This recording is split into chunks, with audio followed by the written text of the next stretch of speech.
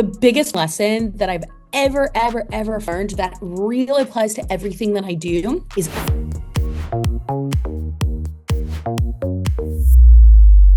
what's up, Paul? I'm going to set a timer for 10 minutes. While I set the timer, you take 10 seconds and tell the audience who you are and what you do. I am Jess Cervellon, former VP of CX at Feastables by Mr. Beast. But now I help e-commerce brands build, and I have my own CX and marketing agency called Open Lake Collective. We specialize brand strategy, retention lifecycle, and CX specifically because I'm a consumer marketing nerd. But lastly, and Paul, I don't know if you know this, I am currently building my own brand, a sleep supplement. No way. Oh, that's exciting. Oh, Yeah, man. so I am a lot. I'm a woman who does a lot of things, my friends.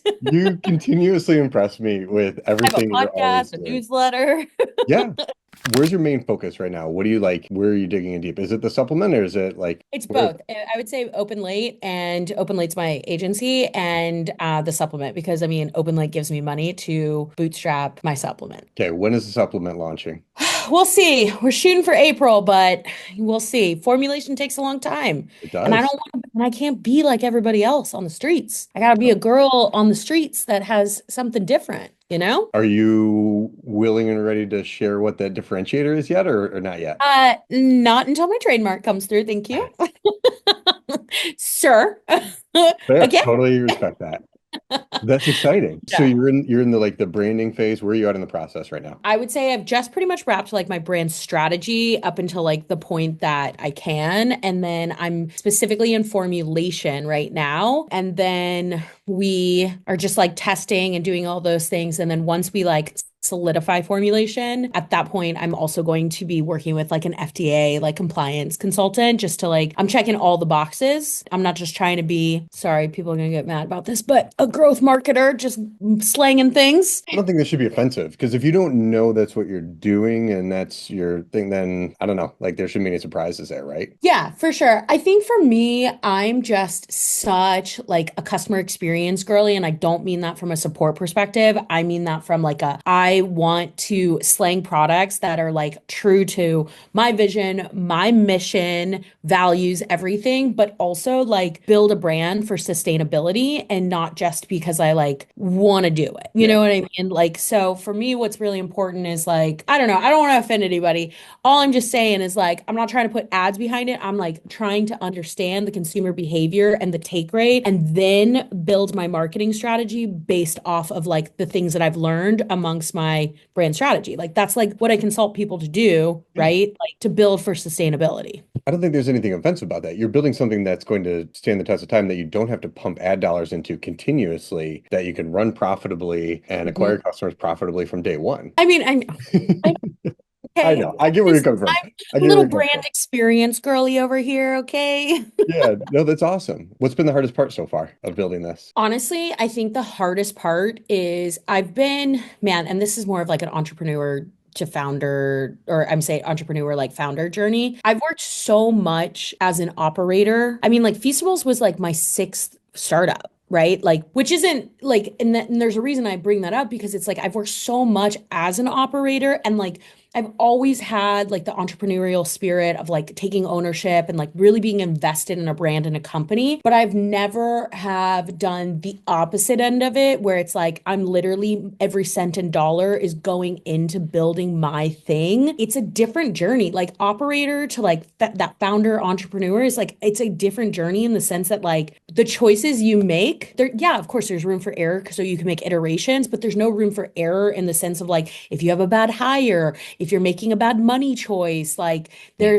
there's so much strategy that has to go into just like the business operations of things. I've always known it and understood it because I've been a leader, but really from an operator standpoint. So I would say to answer your question, I think the hardest thing is like honestly like a mentality shift between entrepreneur founder from operator. That's interesting. You're right, because you're wearing so many hats now too, and you're having to Yeah. think about all those things and think about every side of it. How early were you in Feastables? Were you there before they launched? I was employee four. So I came in before we launched. So I actually like we already had formulation and we had like our molds of the bars and all those things. We were like honestly in more of like the marketing strategy perspective, not even like the brand strategy. So like I was like there, obviously like more of the go-to-market plan. And then, I had joined like quite a few months, I would say like 4 to 6 months before we launched. I don't remember. Yeah. What I was wondering, where I was leading to with that question, like, are there things that you saw in that journey that you've been able to Yeah. take and apply to yours so far? Oh my God, yeah. Like so much. I mean, even for like my like clients that I have too, right? Like there was so much that we learned. I think the biggest lesson, the biggest, can I curse? Yeah, for sure. Okay. I'm just making sure no kids were in the room.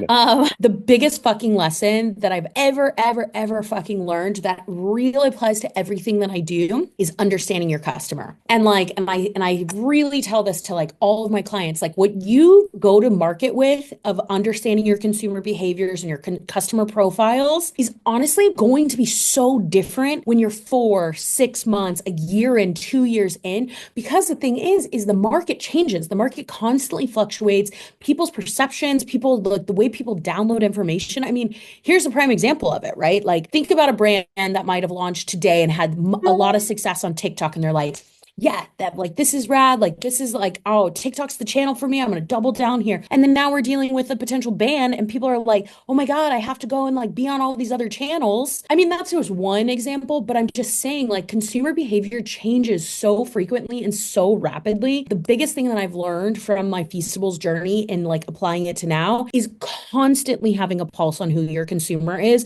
constantly surveying, constantly going through your analytics. I operate very much like, yes, on gut feeling and intuition, but also backed with data. Like I'm a data girl. Yeah. And it's not just like in the beginning, it's ongoing then. So that's a continuous nonstop journey. Yeah, I think it's a continuous nonstop journey. I think because what I really work with, like on the agency side, is like really like going to market and then you're on the market and then the growth and scaling perspective. So I see this like pretty frequently with like brands, even. It's just like, okay, yeah, I know my consumer profile and like all these things. And then we'll come in and maybe help with like even CX stuff or brand strategy or life cycle, whatever it is, right? Like even if it's just a small piece of the pie.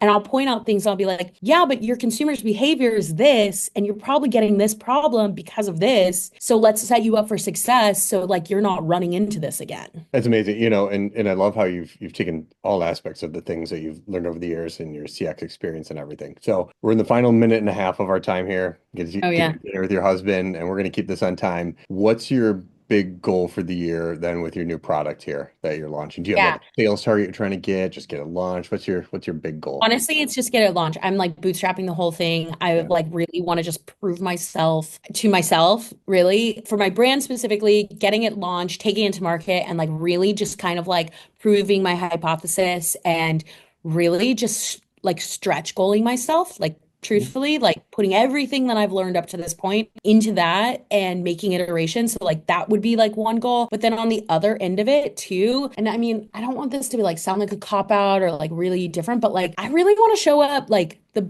overall, like me, entrepreneur, founder, Jess, who does a lot of content, all these things authentically. I want to show up as Jess and I want to show up as that every single day. So I would say like my goal is to just like always remaining true to like the loud and proud Jess.